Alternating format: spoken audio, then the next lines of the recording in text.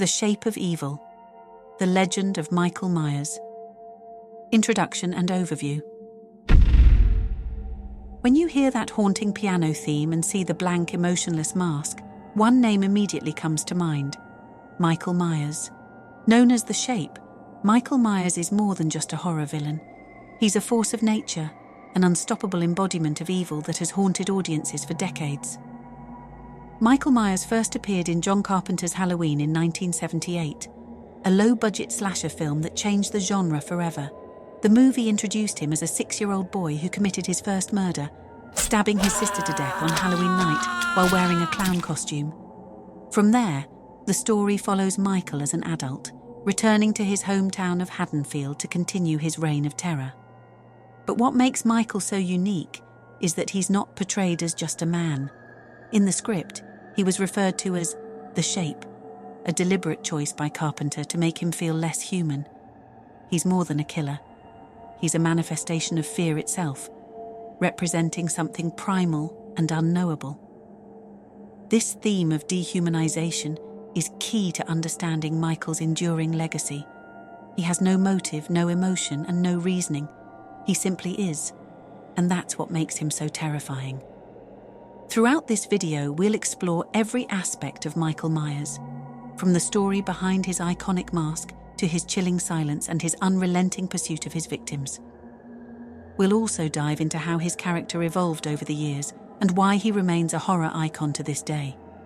So, sit back, turn off the lights, and let's get into it. The Mask and its Evolution. One of the most instantly recognizable elements of Michael Myers is his mask. That pale, emotionless face has become a symbol of fear, but its origin might surprise you. Believe it or not, Michael Myers' iconic mask started as a Captain Kirk mask from Star Trek. When the production team for Halloween was searching for a mask, they had a limited budget of just $300, so they bought the cheapest options they could find at a local store. One was a clown mask, and the other was a Captain Kirk mask.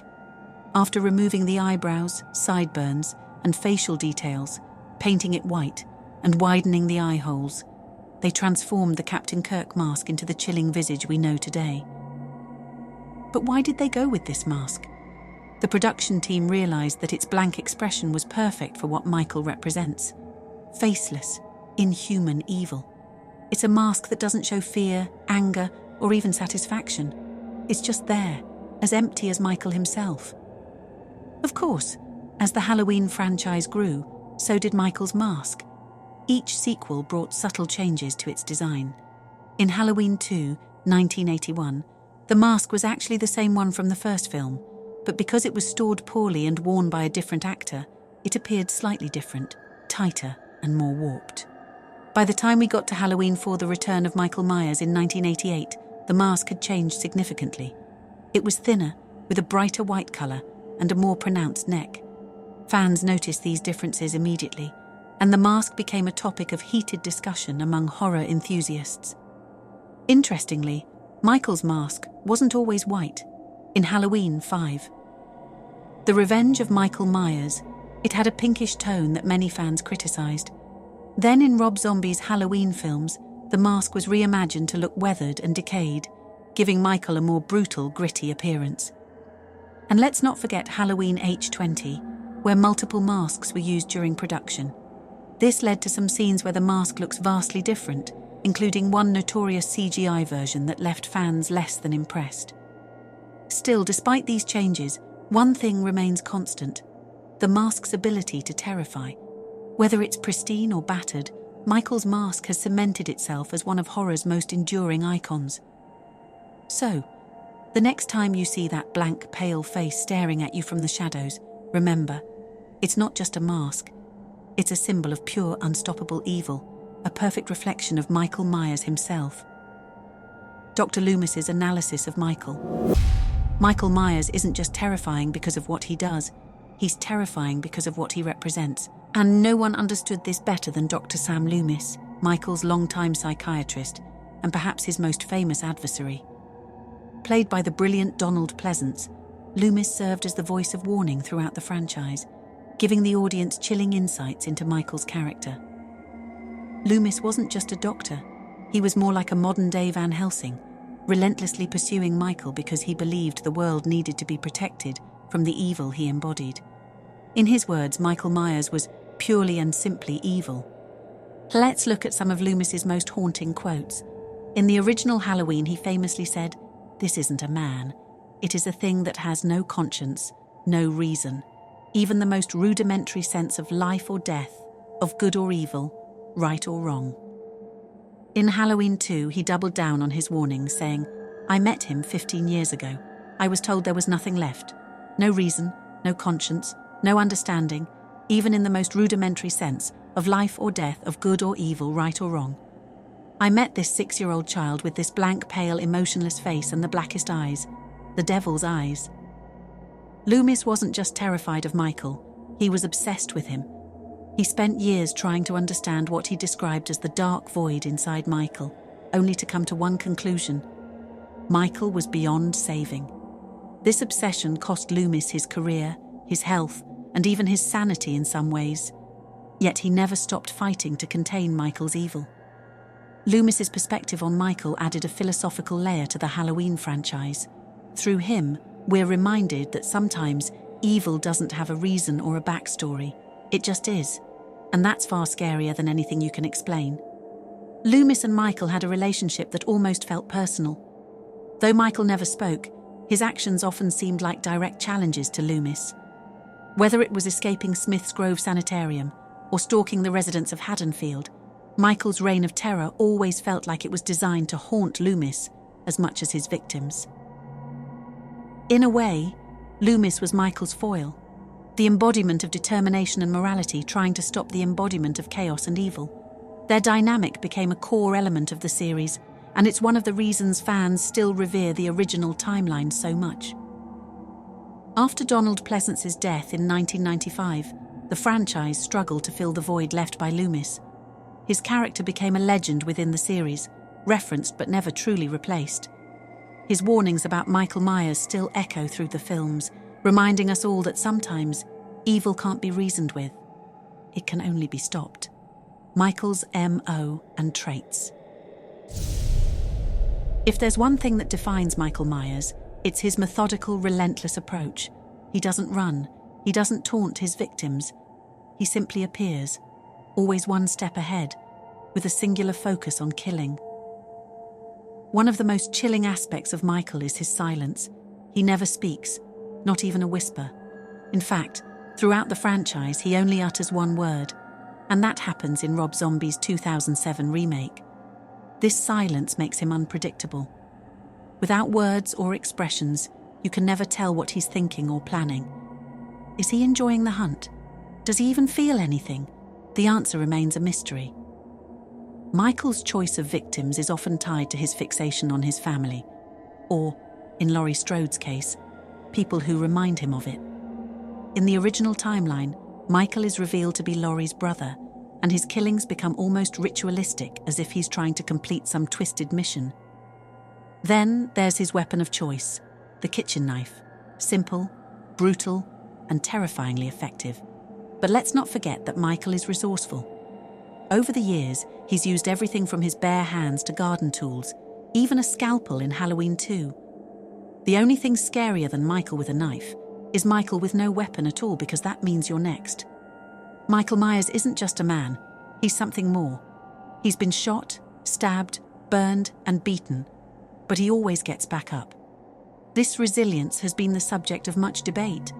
Is he simply lucky, or is there something supernatural at play? The Halloween sequels, particularly in the Thorn trilogy, Halloween 4, 5, and 6, hint at a mystical explanation. They introduce the idea of the Curse of Thorn, a druidic curse that supposedly gives Michael his inhuman endurance. But in the rebooted timeline starting with Halloween, 2018, Michael is portrayed more as a man who's incredibly strong and nearly impossible to stop. Not invincible, but close. Another defining trait is Michael's unnerving stillness. He doesn't lunge at his victims or engage in flashy chases. Instead, he follows them slowly, like a predator stalking its prey. This methodical approach makes him terrifying. No matter how fast you run or how far you go, Michael is always there, walking calmly behind you, as if he knows you can't escape. Filmmaker John Carpenter once said, "Michael Myers is not a person, he's not a character, he's more like a force."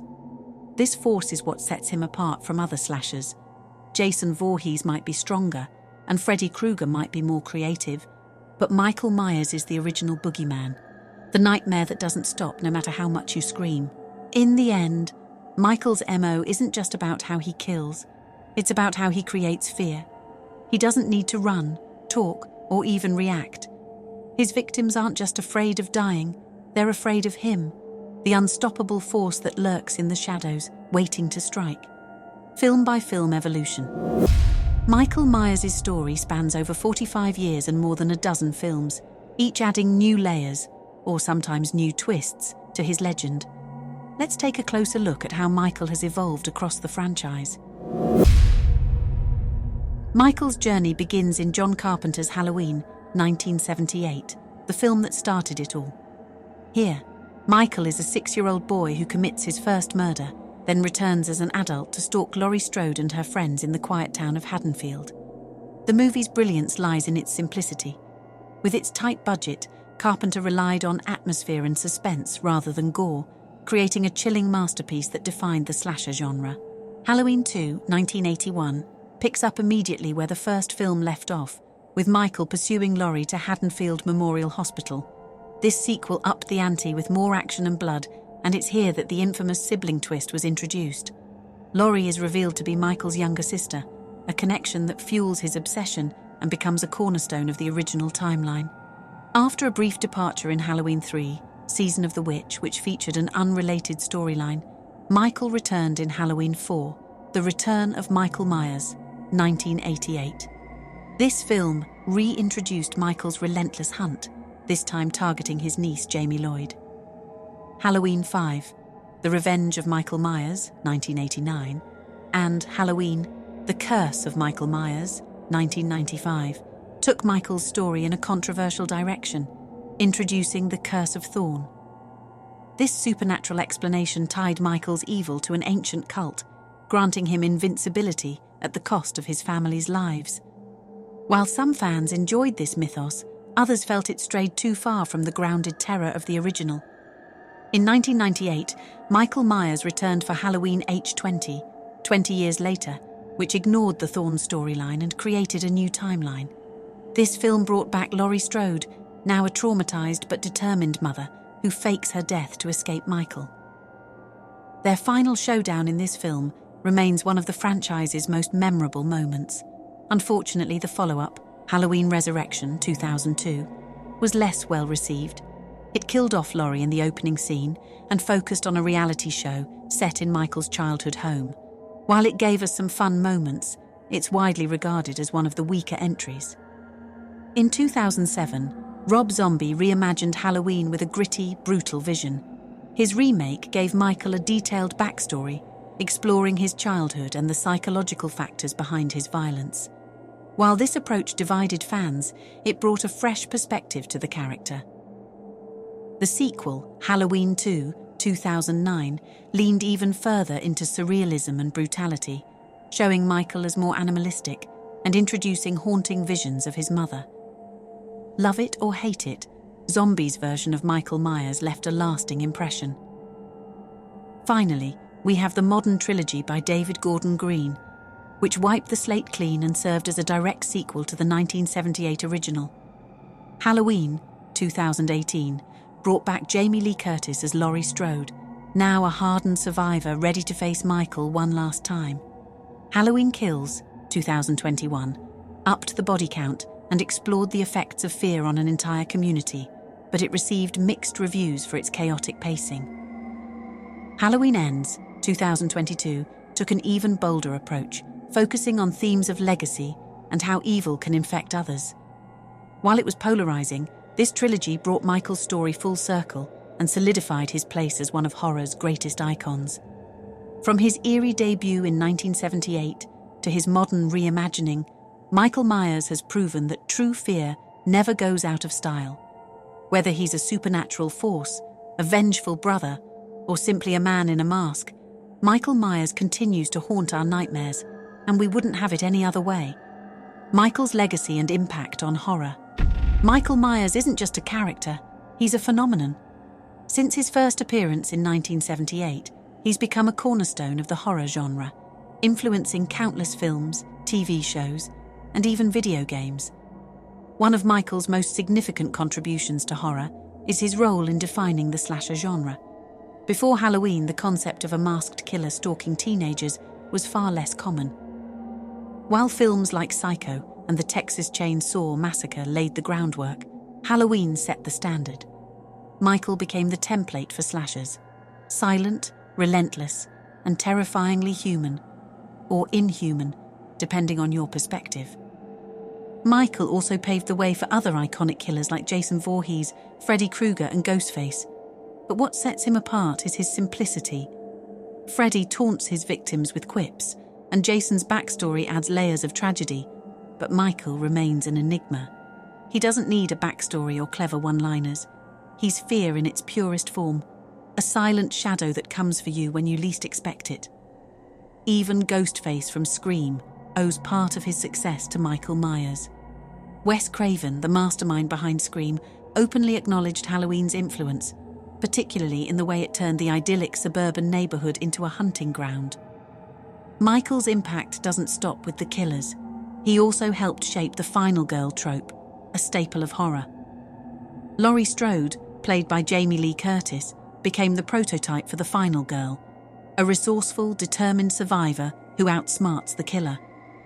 Laurie wasn't just a victim, she was a fighter, and her evolution over the franchise has inspired generations of horror heroines. From Nancy in A Nightmare on Elm Street to Sidney Prescott in Scream, Laurie's legacy lives on. And let's not forget, Jamie Lee Curtis owes much of her career to this role, cementing her as the ultimate scream queen. Michael Myers' legacy extends beyond the movies. His iconic mask, a repurposed Captain Kirk mask painted white, has become one of the most recognizable images in horror. It's eerie because it's so expressionless, an empty canvas onto which we project our fears. And then there's the music. John Carpenter's chilling piano theme is as much a part of Michael's identity as the mask. With its irregular rhythm and relentless repetition, it's a musical embodiment of Michael himself, unstoppable and unrelenting. The Halloween theme has been sampled, remixed, and parodied countless times, but its power to unsettle remains unmatched. So what makes Michael Myers endure? Why are we still talking about him over 4 decades later? It's because he taps into something primal, the fear of the unknown. Michael isn't driven by revenge or a traumatic past. He kills because that's who he is. John Carpenter once described Michael as the shape, a force of nature, like a storm or a shadow. And that's the key to his longevity. No matter how many times he's defeated, he'll always come back because fear itself never truly dies. Through sequels, reboots, and reimaginings, Michael Myers has evolved, but his core essence remains the same. He's the boogeyman hiding under the bed, the figure in the shadows, the thing that goes bump in the night. And as long as we're afraid of the dark, Michael Myers will be waiting. That's the story of Michael Myers, a horror icon who's more than just a man in a mask. He's a symbol of fear itself, and his legacy will continue to haunt us for generations to come. Thanks for watching, and don't forget to like, comment, and subscribe for more horror content. Until next time, stay spooky. Bloody Mary's horror.